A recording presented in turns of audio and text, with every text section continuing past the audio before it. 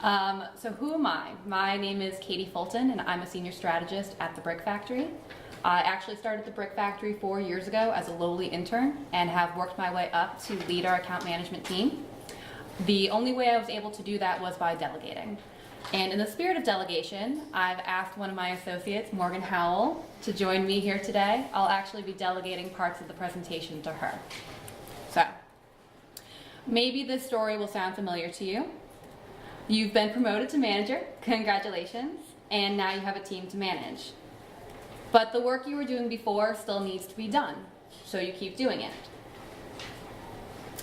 You actually don't have time to do everything in the day. How can you effectively do the same work and lead your team? Well, that's where delegation comes in, because delegation is your job now. I'll tell you about a time this happened to me. I was recently promoted at the Brick Factory and now lead our marketing efforts for our clients, email, advertising, social media. And just after I was promoted, I was accepted at Drupal GovCon and got to speak here, which is great. I always love speaking at conferences. Shortly after that, an RFP came across my desk for a marketing project, and it was a big opportunity.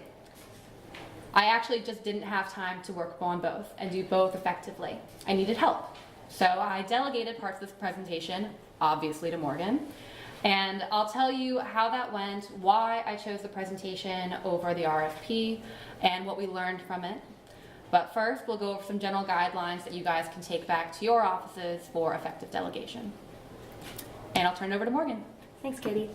A recent study found that a majority of companies rank delegation as an important skill, but only 28% of them actually offer any kind of training on the topic. So where's the disconnect here?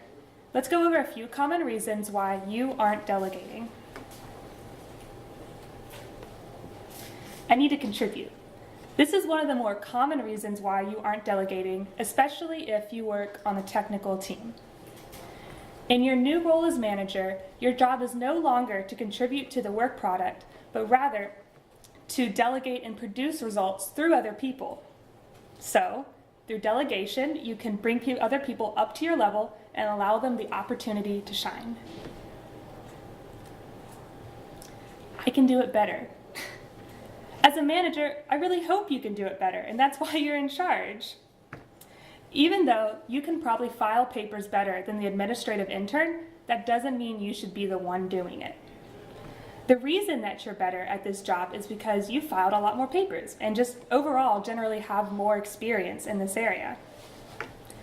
But if you can delegate this tedious work to the intern, that will free up your time as a manager to complete your other tasks. And the intern will gain more experience. It's a win-win for everyone. I don't have time to explain everything. This is an excuse that even I'm guilty of.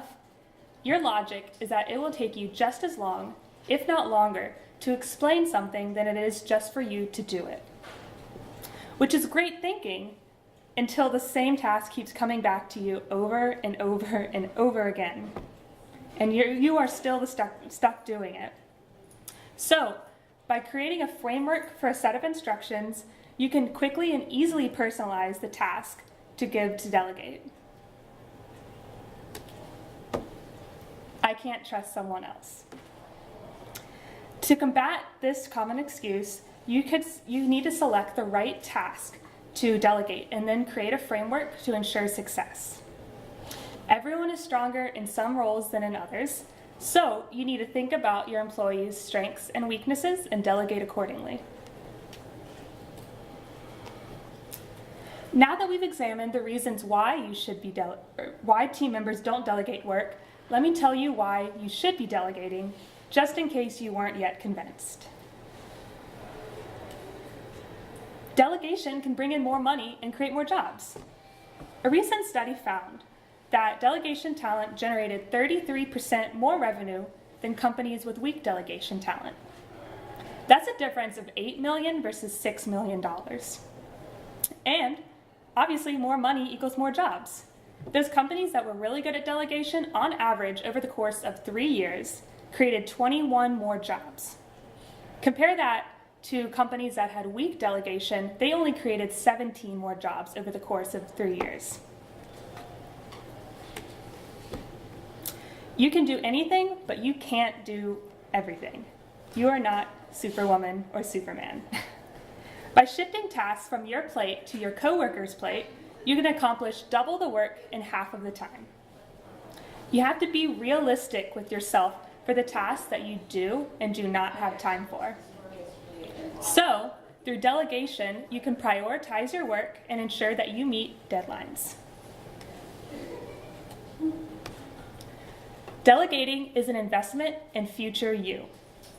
Who doesn't want an all-star team? Employees who are trained to successfully manage tasks keep the company running at high efficiency. It can also foster leadership development in your company. So once an employee has been delegated the same task a few times, you can find yourself spending less time providing instructions and more time getting out there and doing your managerial work. Finally, you must be replaceable. You might be asking, but if you train other people to do your job, won't they take your job? Yes. Hopefully that you train your employees so well that you're no longer needed in your role and can move up onto bigger and better things. Hopefully, I've convinced you why delegation is so imperative to companies. Now, I'm going to pass it over to Katie to talk about the types of tasks that you should be delegating. Awesome, thanks Morgan. All right, so you're all convinced you should delegate, right? So let's talk about exactly how to do it. So first off, let's identify what you should be doing. This is where you're adding the most value to your team and to your company. Every single other task you're doing should be delegated.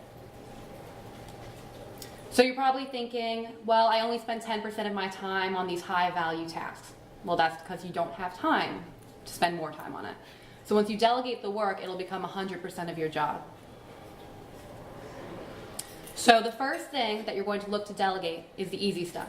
We're looking specifically for things that don't require any background knowledge or advanced skills, or are already a good fit for your team. They already have the tools they need to do the task. So let me give you some examples of that. For me, I work in client services, and one thing that we do to help develop the team is we do lunch and learns. It's a training. I'll talk about Google Tag Manager, and we buy everybody lunch so they'll sit around and listen to me talk. And I've been ordering the lunches for it for 4 years. It's just because I've always done it. But I'm not any better at ordering sandwiches than the person next to me. I can easily delegate that and have one less thing to worry about, focus on the big picture. If you work with a development team, every front-end developer should be able to make basic CS changes. Changing a button color is not something you need to do, or you need to have a senior developer do. That's an easy thing to get into the workflow. So start with the easy stuff, get everyone comfortable, and now move on to the important stuff. So this is probably the meat of what you're doing right now. And you want to look for opportunities that aren't going to stress out your colleague. So first, you want to make sure that you're going to have enough time to give them proper guidance. It's up to you to make sure they're successful. Do you have time to train them, answer questions, give feedback, have check-ins? If so, that's a great task to delegate. Also, look at your current work. Is the task a one-time thing or is it recurring? If it's recurring, delegating it once now is going to save you a lot of time down the road. That's a great thing to delegate. And last, we want our employees to develop as people. So we need to help them push their skills. So if there's an opportunity for skills development, that is definitely a task you want to delegate. So my example again in client services, I upload a piece of content daily for a client. And it requires some intermediate knowledge of HTML, which I have a pretty strong foundation in. So I do it myself because it takes me 15 minutes. But this is an everyday thing. If you look at it over the course of the whole month, that's 5 hours of my time that could be spent on something more valuable. So I delegate that one. It takes my coworkers twice as long or sometimes 3 times as long as me, but that's okay because they're actually developing their HTML skills. And I've seen them get faster and faster over time as they get more comfortable with it. With developers, definitely look for opportunities to get the junior developers on your team up. You're going to have junior and senior developers. You're going to want to give the more complicated stuff to the senior, try it out with the junior. But you want to look for projects where you have long timelines or budget flexibility, because you need to make sure you're building in time for that learning opportunity. If you know they're going to spend 8 hours learning a particular program, you have to build that in. Last thing, if you have programmers, are you the only person who knows this technology? If so, you absolutely need to delegate some of that work. What if you get hit by a bus? Then the company's up a creek. So make sure that you're spreading the knowledge around, spreading the skills around. Okay, so you delegated the easy stuff, you delegated the important stuff, your employees feeling confident. It's time to move on to the tricky stuff. And honestly, there's a lot of tricky stuff in web development. Tricky stuff is anything where it's high risk. If they mess it up, there are serious consequences. Or there's a short timeline. You really need to be knowledgeable and turn it around. Or it requires a lot of background knowledge. This stuff isn't easy. Now, when you want to delegate this stuff, you could sit somebody down and have a 20-hour marathon training session. That is not a good use of your time, and it's also not a good way to learn. So instead, we like to break it up into little pieces, and that's usually the most effective way. Or you have somebody shadow or co-chair so they can build that knowledge over time. With me in client services, I've worked with some of my clients for 4 years. I just know a lot about them because I've been around. I have that institutional knowledge. I recently brought in Morgan on one of my clients, and I could sit her down and write up a 30-page document, everything I know about this client, but that's not fun for either of us. So instead, I have Morgan as my co-chair on this client for now. Just by being around, seeing what I'm doing, seeing the client communication, she's absorbing the knowledge through osmosis and building her own institutional knowledge. For your developers, well, last year we hired a developer with very limited experience in Drupal 8, and our team has been on Drupal 8 for 2 years. So we wanted to get them up to speed. Instead of putting them right in the middle of a build, because all our builds are Drupal 8 right now, we broke it into small pieces, one feature of the build, or even on maintenance, trying out one thing with a long timeline, just to get him up to snuff. And we worked with him to coach him with some of the senior developers. So there are some things that you should never delegate, and that's really whatever comes to managing your team. So that includes performance reviews, the hiring and firing, setting the culture, making sure that the training is happening. Anything that involves managing your team, you need to keep. However, you also want to develop your team's managerial skills. So look for ways to involve them with the process without actually delegating. Okay, so that's how to delegate. We'll start with the easy tasks, bring in something more important, get to the more tricky stuff. Well, now I'll go over some general guidelines. So first, if you just start assigning tasks out at random, your employees aren't going to be excited about developing their skills. You want to get them involved. You want them to be excited. When I was doing this presentation, I didn't just pick Morgan randomly. I asked the entire team who would like to help me with this, and Morgan volunteered. So you can ask your entire team, have somebody volunteer for a task. Just delegating works. Yes, that's okay. Come right in. You would too. I'm like, which one is it? That's okay, come right in. Excuse me. No, that's okay, please. Okay, so you can ask your entire team who wants to take a task and have somebody volunteer. Or what you can do is you can schedule one-on-one meetings with your team and talk to them about what skills they really want to develop. When a task comes your way, match it up. If you have somebody, on my end who really wants to work on social media advertising, great, that's the person I delegate that to. Somebody else wants to learn more about Drupal core, that's who I assign that task to. Try to match it up. Use the 70% rule. Now, when I first started delegating to my team, I got really bogged down in, well, that's not as good as I could have done it. And that was a painful experience that resulted in lots of feedback, lots of frustration, and people just not feeling confident. So now we use the 70% rule. If it's 70% as good as I could have done it myself, wonderful. I'm sure you guys have heard the expression, good enough for government work. Bring that to your company. So give positive feedback and move on with your life. Move on to the next task.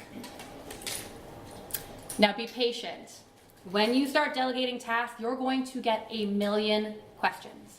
And your initial reaction will be frustration. Well, how can they be so dumb? Did you ever think that maybe it was your fault? Did you explain the task thoroughly enough? Were you specific? Did you give all the relevant details?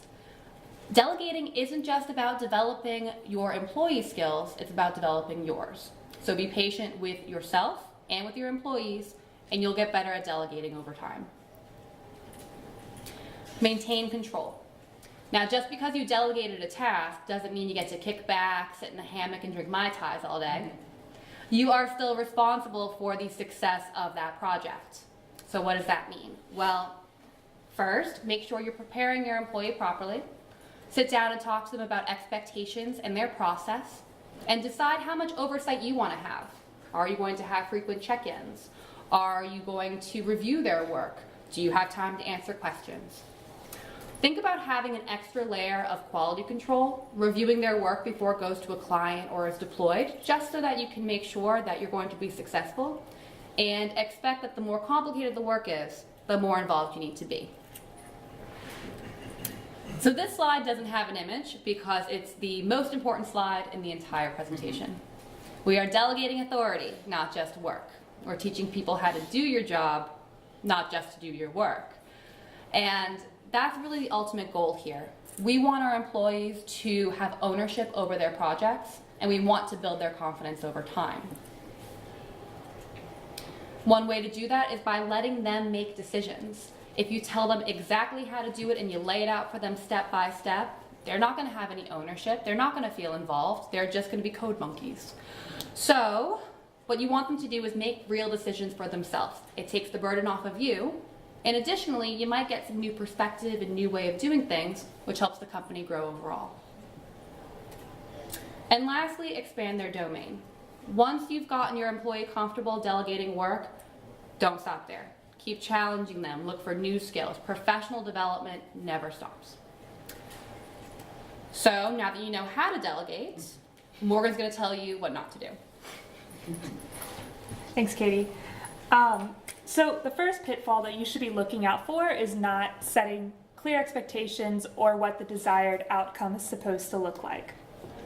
So you should make sure that the delegatee understands what the final product is supposed to look like, or else he or she could return a half-finished product and not even realize it, just like the cake, firework explosion.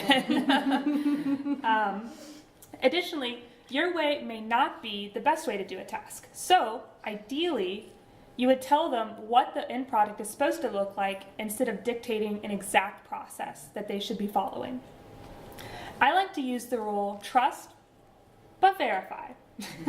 Schedule check-ins with your manager just to make sure that you are going down the right path and set up for success. Setting unrealistic deadlines. Rome wasn't built in a day, so you can't expect web features to be either. Talk to the delegatee to see how this new task will fit into their current workload and what their priorities are. Although it can be super easy to dump just a ton of projects on someone and expect it to be done by the end of the week, that's not always realistic, so you need to communicate about their priorities, and that can mitigate stress and ensure that expectations and deadlines are met with everyone. Micromanaging. Breathing room is always appreciated when you're working on a task. You and the delegator need to work out the level of involvement that needs to happen for this task to be successful. So if you tell employees exactly what to do, make them consult you at every step of the way, and get approval on every decision, you're not going to catch a break. This work is going to keep coming back to you over and over and over again. So instead, you should confirm that the delegatee understands what success looks like through paraphrasing, in their own words, the instructions that you give them. Not building in review time. No one likes to be rushed, especially when it comes to client deadlines. If you can work backwards from the client deadline to ensure that you have enough time to review and make edits before you send off to the client, that's good, that's ideal. If your manager is the one that is reviewing your work, you should consult with him or her about how much time they're going to need for to review your work. Not giving a heads up about task obstacles. Do you remember this show? It's Wipeout on ABC Family. So context is always appreciated, especially if it gives the delegatee a forewarning about snags that they might encounter when they work on this task. Don't let them unwittingly discover the one thing that's going to completely blow this whole project. By smoothing out the execution of the task through awareness of obstacles, it can also save you and the delegatee time through less questions and unnecessary feedback. Not recognizing the good work done. As someone who's often the delegatee, telling me when I did a good job on the task makes me feel like an appreciated member of the team. The best way to give and receive feedback, in my opinion, is the sandwich method. If you're not sure what that is, it's a method of providing feedback where you start out with a positive feedback, provide a constructive criticism, and then end on a positive note. Finally, not playing upon the delegatee's strengths. This is something that's just going to come with time. After a while, you'll start to notice that certain team members are better at tasks than others. You can use these observations to your advantage when you're delegating out work. You should think about how this new task will fit into their career development and what opportunity the new work can give them to contribute back or improve the company. What's important to the delegatee? As someone who has often been on the receiving end of these delegated tasks, I'd like to go into some detail about information and the practices that matter to me. Finding similar tasks. This is one way that you can easily clarify what the end product is supposed to look like. If the task has been done before, just provide them an example of what it's supposed to look like. This will allow the delegatee to see what the expectations of the task are and follow your example in addition to following the instructions you provide. I personally really like this because I'm a visual learner, so it's like actually seeing it is really helpful. Explaining the why. People make a heck of a lot better decisions if they understand how a task or a project will fit into a broader client or product strategy. Who can I ask for help? In case questions arise, in which 90% of the time they will, you need to let the delegatee know who they should be directing their questions to, whether that's you or a different member of the team. This can reduce confusion and streamline communication to make sure the job gets done faster. You should also clarify how the question should be asked, whether that's an email or setting up a meeting or just bugging them whenever. Don't do that. And how much authority do I have to act without approval? This is something that I was often unsure about when I first started at Brick Factory. This is an often overlooked but super important detail. So by making clear how much room I had to make decisions without having to consult with Katie or whoever my manager was for this task, I built up my confidence and was able to complete these tasks a lot faster. How do I complete this task? This seems like an obvious one, but it's an important detail that needs to be included in the instructions for the delegatee. I found that step-by-step instructions are the most useful here, especially for straightforward tasks like Drupal updates that don't require a lot of creative thinking. And hey, once you give them, you won't have to write them out again. They're already there. Lastly, providing feedback. Providing constructive criticism through a feedback loop is one way the delegatee will learn from mistakes when working on tasks. Especially when this is the first time that you're delegating work, you have to be patient, like Katie said. There will be a lot of questions and mistakes, but it's going to get better over time. Now, Katie's going to explain how all of this works in real life. All right, thanks, Morgan. Okay, so we covered a lot. Why you should be delegating, why you aren't doing it already, what tasks to delegate, best practices, excuse me, stuff to avoid, and what matters to the other person on the other end. So let me tell you about this in real life for me. So you remember at the beginning I talked about how I got promoted and I got promoted and had to either work on my Drupal Gov presentation or a major marketing RFP. I didn't have time to do both by myself. Obviously, I brought in Morgan to help me with my Drupal Gov presentation. Well, why? Drupal Gov falls under the important stuff category. We had plenty of time to work on it together. It was a great learning opportunity for Morgan, who doesn't have, excuse me, who doesn't have a lot of professional speaking experience yet. And it's minimal risk. If we're totally bombing right now, it's not going to drive our company into the ground. I hope we're doing okay though. However, the proposal was in that third category, trickier stuff. It required extensive background information on marketing tactics, and the risk was higher. If we did a poor job on it, we're missing out on a big contract for the company. So, how did I delegate this presentation? Well, first, like I said earlier, I didn't just say, hey Morgan, you're presenting with me. I presented it to the whole team, I need help, and asked for a volunteer. Then, to maintain control, Morgan and I met at the beginning and we walked through the process.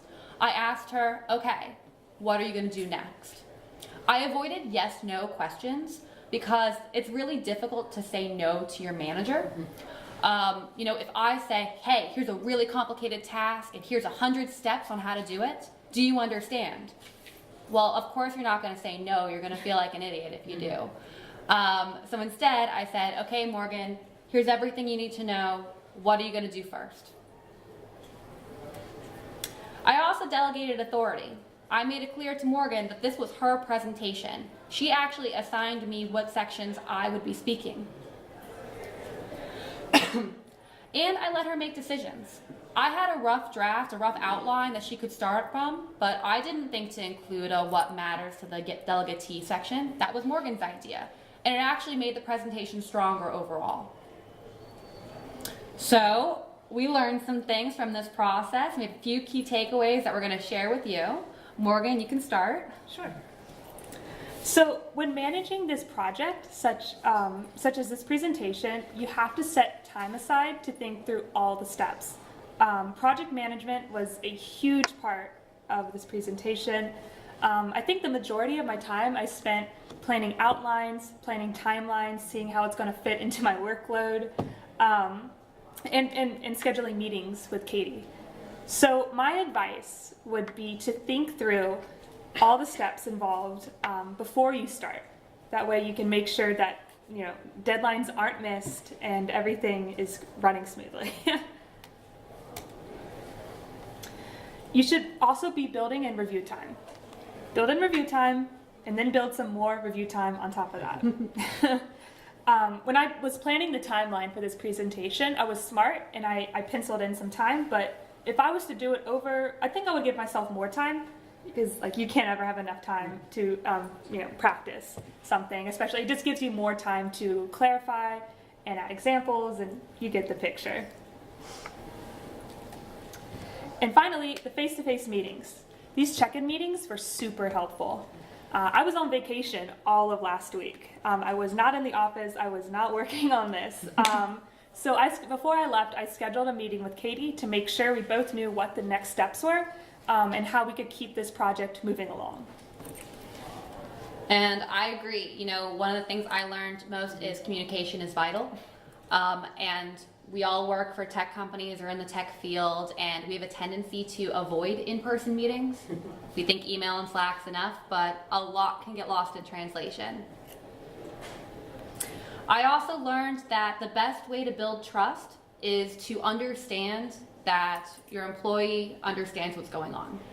And so that means at the very beginning, making sure you guys have clear expectations about what the desired outcome is, and that also you've seen their process, what they're going to do, and you ensure that they're not going to miss any steps.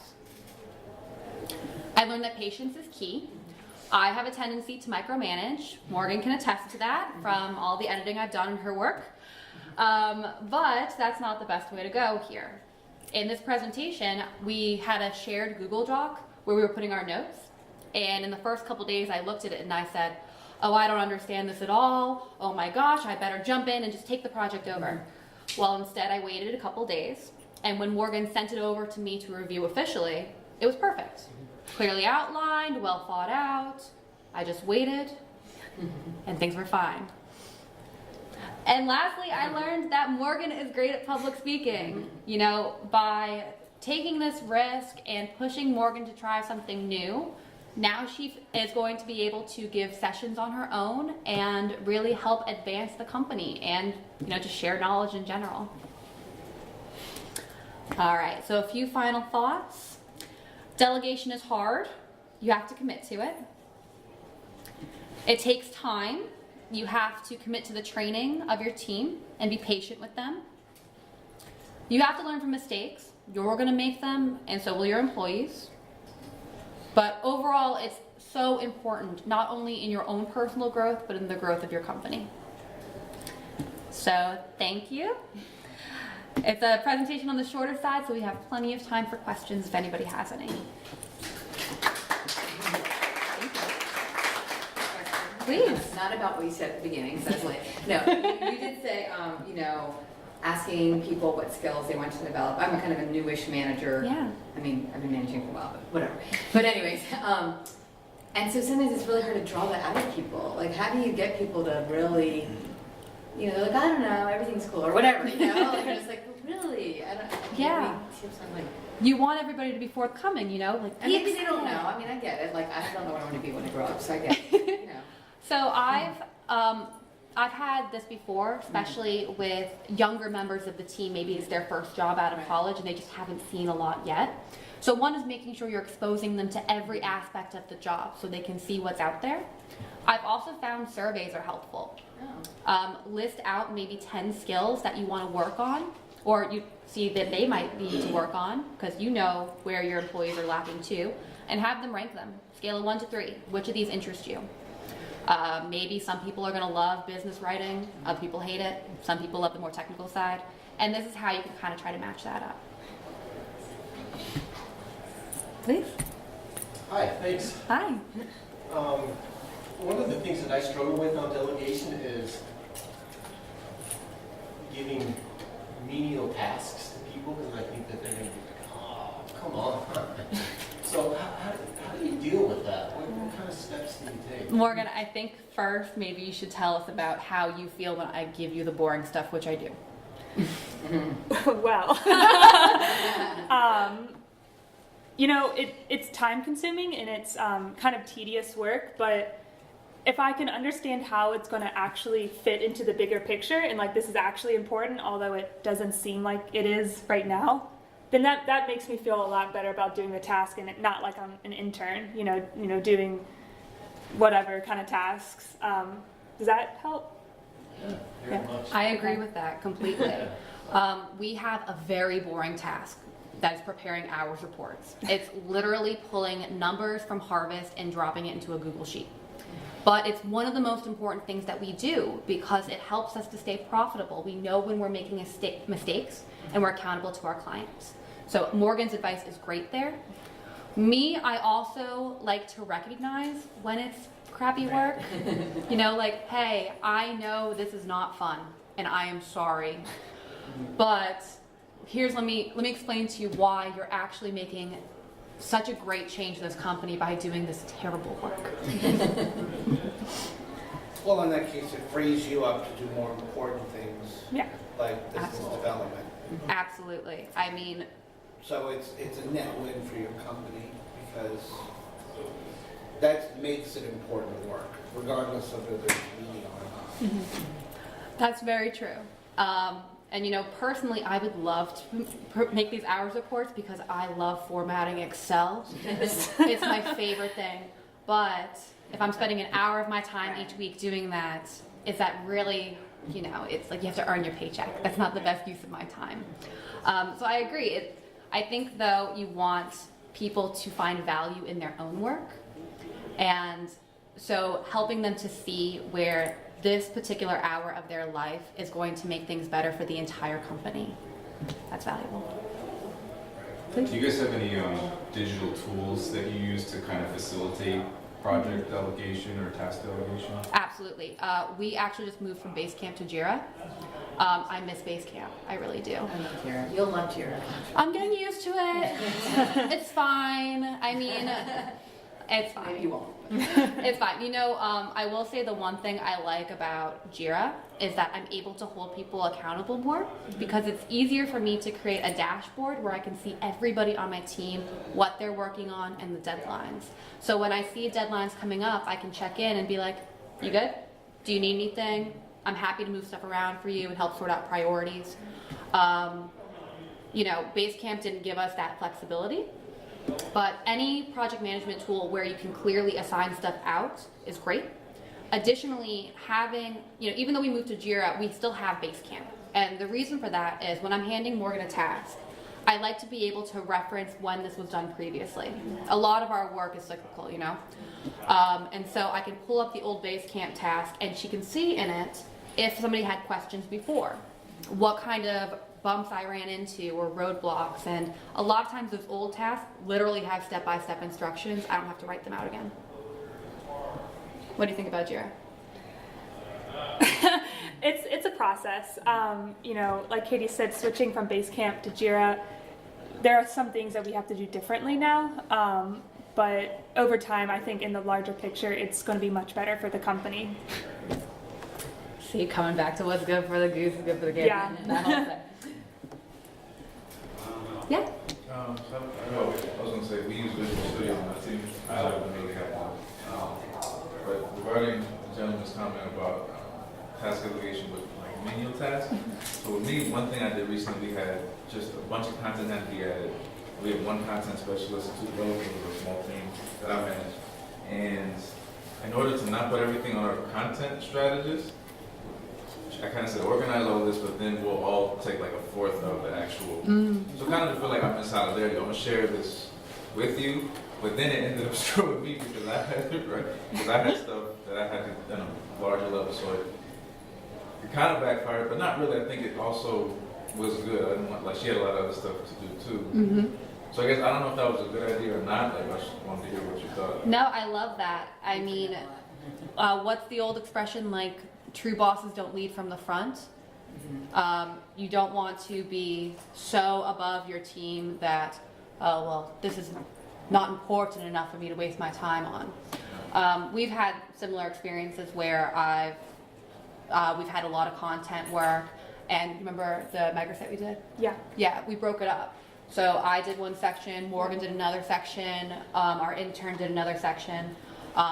And that was also helpful, I think, because we all ran into different roadblocks, and I was able to help them debug based on my experience uploading this content. How do you feel about that, Morgan, when your supervisor is getting involved in the task? I don't think it's a bad thing. I think it makes it easier to ask questions because they're alongside doing it with you. And it does make you feel like a more appreciated member of the team. Like, you know, your manager is also doing this with you, so it can't be like a stupid task. You know? Yeah. With a lot of content work, we've been outsourcing it lately because, you know, we're a small team and content work takes up so much time. And a lot of it really is plug and chug, you know, copy paste from a Word document. And so there are outsourcers who, that is exactly what they do and exactly what they want to do. And so you can give them it for 40 hours a week and they're happy. Any other questions? So we do that a lot when we have in sometimes menial tasks. Like we're working on migration into Drupal. We have one site in Drupal. We're moving something from SharePoint into Drupal. And we're trying to do a lot of tagging in SharePoint, so it's easier for the migration. And it's very tedious and very like tagging like 5,000 things, you know, or 5,000 documents or something. That's a lot. It's an intranet. So yeah, sharing. I think people appreciate, even if like you can take a little bit. Like that's what I've done. Like maybe I can't take as much as everybody else, but I can at least, you know, help a little bit, and then we get it over the finish line. Yeah. And not one person's doing 5,000, you know. Be a team player. I love that. That's great. We do that a lot too, and I would say like getting a war room and putting everybody in one place. Oh, you've done that too, and then you can just come and go. Really helps. Oh, I like that. Yeah, it's, you know, with digital, it's so challenging sometimes because a lot of people are remote. we have a distributed team for the most part. I'd say about 2/3 of our team is, we have one of our people on our team is in Japan. So of course that's extra challenging because of the hours differences. But if we had everybody in the same office, I would love to let's do our content entry in a conference room all together. I'm going to order some pizza. Let's make it fun, or as fun as it can be. Or we've just done that with people who have been like on Slack or whatever, so at least you feel like you're all together and you can be like, are you having this problem? Or I love that. More Slack channels, the better, right? Great. Anybody else? Okay. Well, Oh, yeah, please, of I course. just wanted another scenario. So you have a lot. So if you have a small team, obviously you have a lot to get done. And not that many people to do it. One thing I found that's difficult is to remember, even though I have like I said, great task management tool, Visual Studio. Sometimes it can become, when other bigger things kind of take your attention, and you're pulled to other meetings after meetings, stuff that's unexpected. Then you'll tend to lose track of the scope of each task. So forget that this task seems simple, but actually requires A, B, C, D, so it can take a lot longer. So then I'm wondering why certain things are later or they're not. So prioritizing is important, of course, so people understanding that. Yeah. But yeah, how do you just remember to give them the space, or I guess remember to say, I used to be in your shoes, and people come at us and they're like, because it's web, they don't get how long it takes. Okay. And Yeah. you're like, why is it sending me? And I'm like, well, it takes all this work. So then I'm defending, but then I forget at the same time, then I forget how much work all of these tasks take that I've delegated. So how do you just remember to put yourself in their shoes, to not remember, some things take a lot of time. So you can't remember everything. So you have to have a process in place, so you have constant reminders.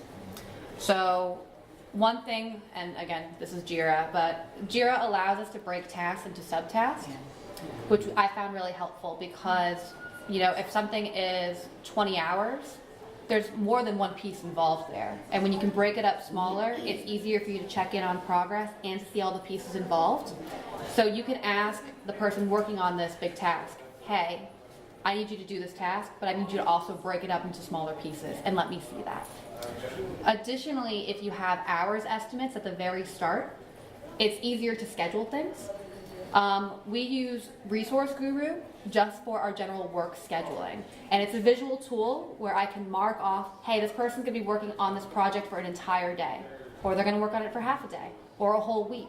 So when I have a points estimate or an hours estimate, points aren't hours, I know, you can mark it off for them. And so you know what they're gonna work on for the week and set those deadlines for your client. The last thing that we do are daily stand-ups. And it's really just 15 minutes. We kind of use the agile, what are you working on? What'd you do yesterday? What'd you do today? What are you blocked on? Where are you having issues?